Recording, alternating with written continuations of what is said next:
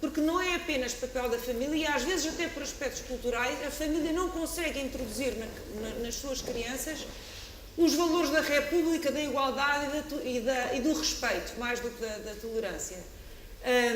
E por isso eu acho que foi uma pena este governo, calhou que foi este governo, mas acho, se calhar não calhou, mas acho que foi uma pena ter eliminado a cadeira da educação para a cidadania, porque eu acho que a escola pública tem essa função.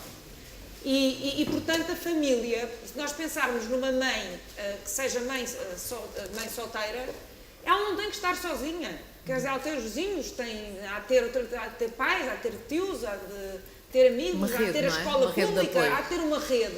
E a sociedade deve ser essa rede. E a mim interessa muito essa ideia de comunitarização.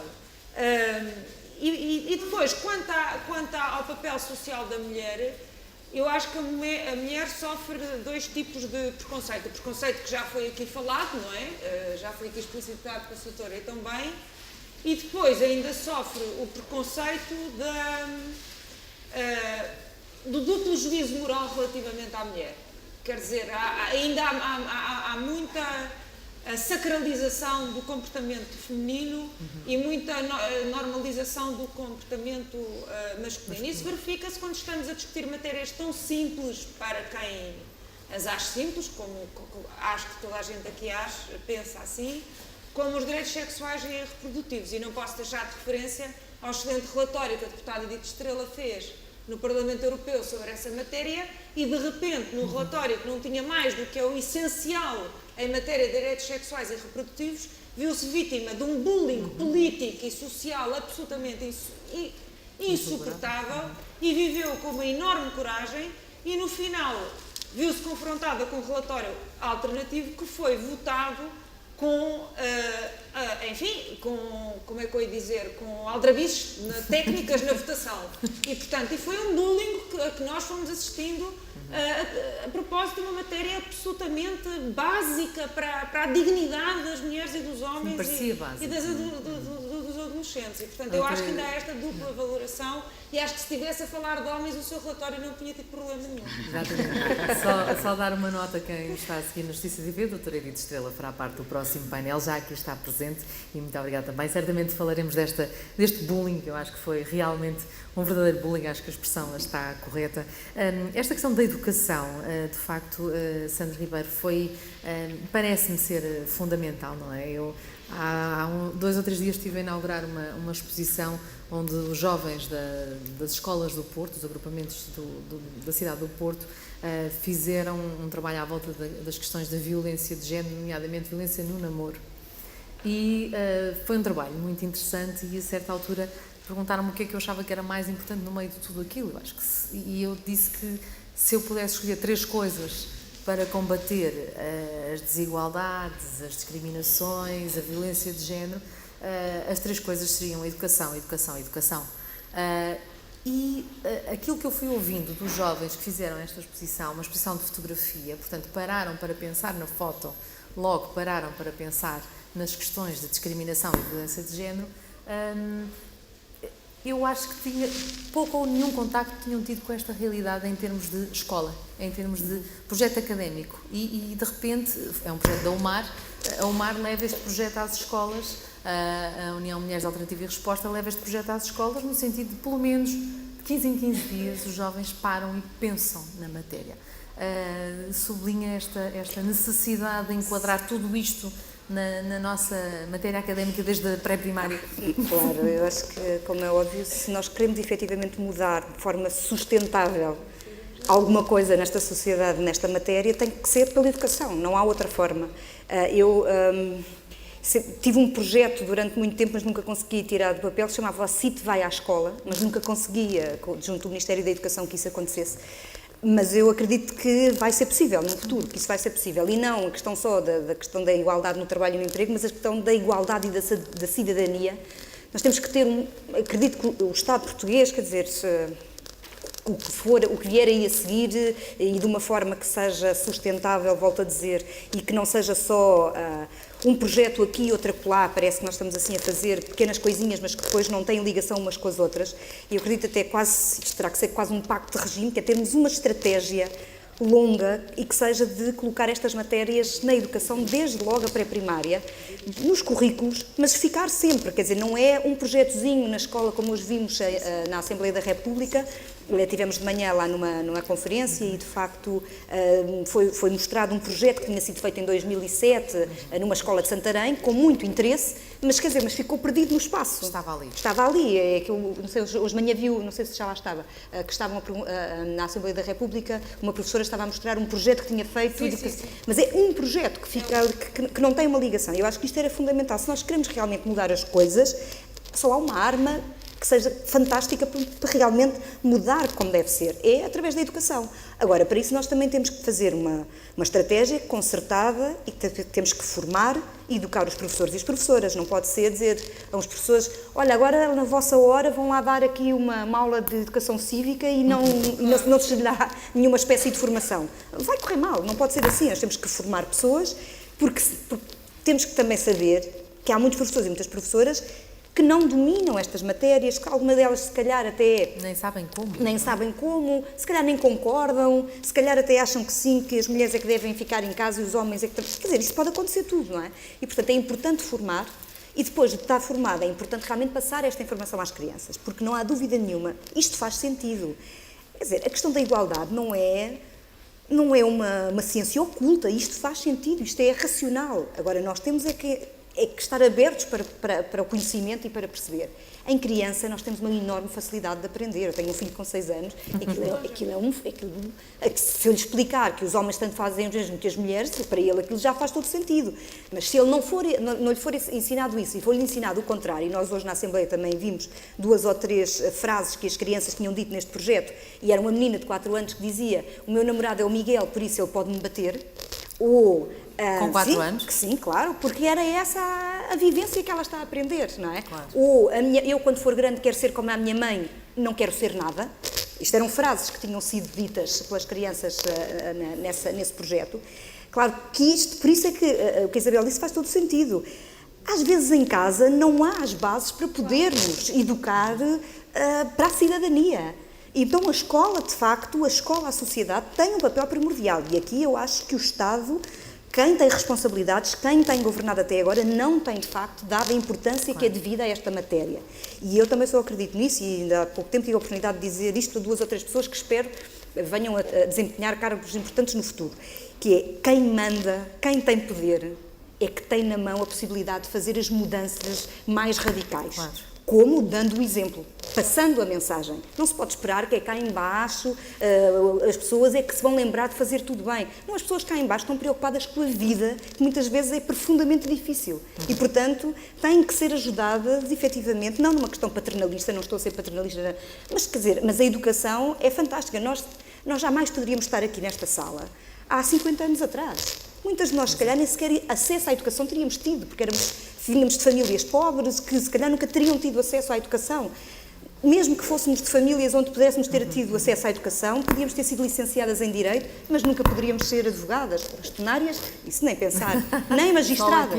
Só aqui nesta época, depois Portanto, da é preciso perceber que há 40 anos atrás tudo era muito diferente, e 40 anos é muito, mas não é assim tanto Não é quanto assim isso. tanto. E a herança ainda cá está. E, portanto, esta herança só pode ser efetivamente quebrada e afastada com a educação. É o que eu penso também. Doutora Helena Fraga, e como é que limpamos o pó a esta herança?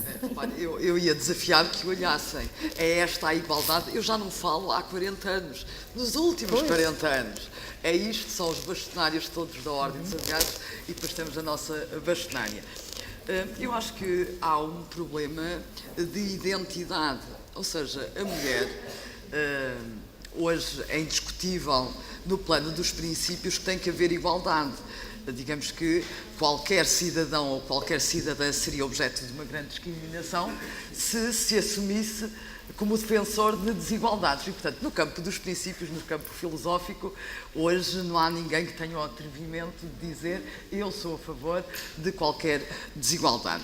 Agora, a verdade é que, na prática, a discriminação continua a existir e muitas vezes são as próprias mulheres, e aqui partilho do seu pensamento, na educação que dão aos filhos, fazendo uma distinção entre a educação que dão à filha e ao filho, geram logo aí as tais desigualdades. E por isso é que a menina dizia com 4 anos: eu quero ser como a minha mãe que não faz nada.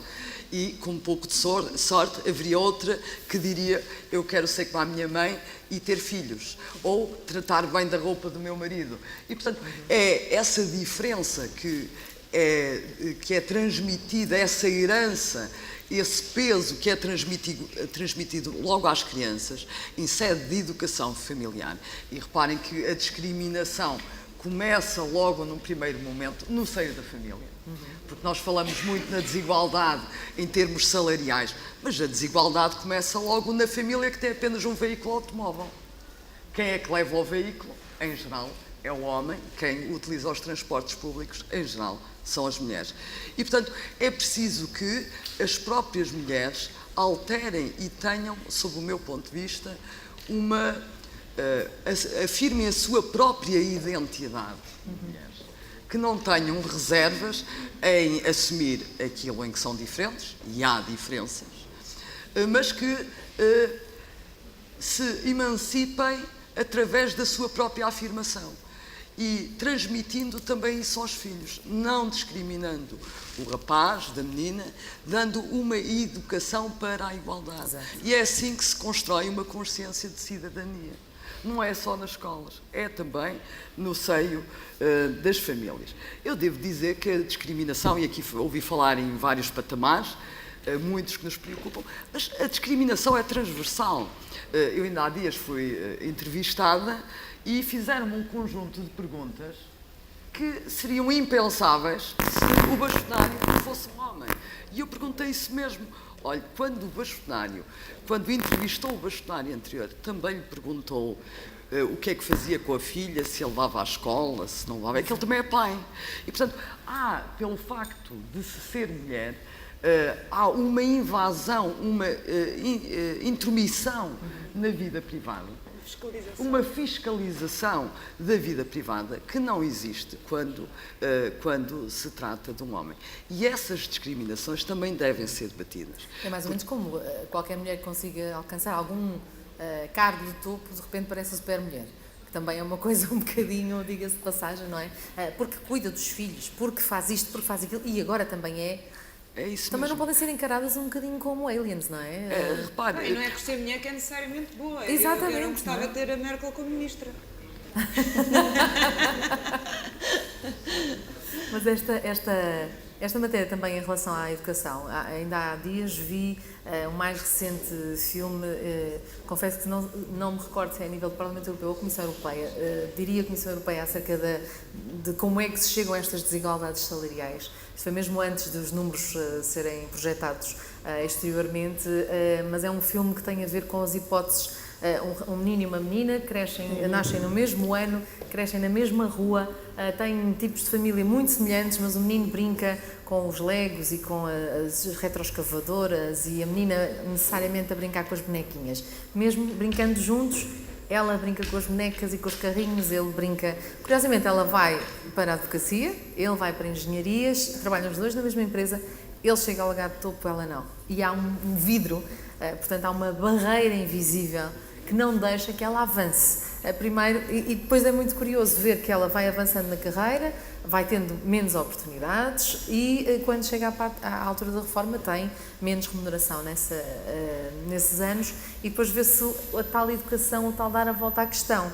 Ela, quando tem uma neta, dar-lhe uma retroescavadora, uma caixa de legos, tipo, vamos lá começar a brincar também com outras coisas. Não é que tenha de haver obrigatoriamente esta diferença, mas até mesmo nestas pequeninas questões como os brinquedos que nós damos aos nossos filhos e às nossas filhas, eu diria, não é? Sim, claro. Lá está, é a questão da educação e a questão da posição que tradicionalmente ainda homens e mulheres, o que é, no fundo toda a construção do género, não é? Do que é ser rapaz, do que é ser rapariga. E de facto a própria... continua a haver esta história da segregação profissional, e a segregação profissional vem porque também há uma espécie de segregação académica. Nós continuamos, se bem que há cada vez mais mulheres na área da informática ou na área das engenharias, mas se virmos estatisticamente, continua a haver muito mais raparigas a irem para as áreas humanísticas e muitos mais rapazes a irem para as áreas da informática ou da engenharia. E depois, quando vamos ver no mercado de trabalho como é que o mercado de trabalho paga a estas profissões destes setores, aquilo que vemos é que os setores onde há mais mão de obra masculina, que são aqueles ligados às áreas mais tipicamente masculinas, têm os salários de média mais altos do que nos setores femininos.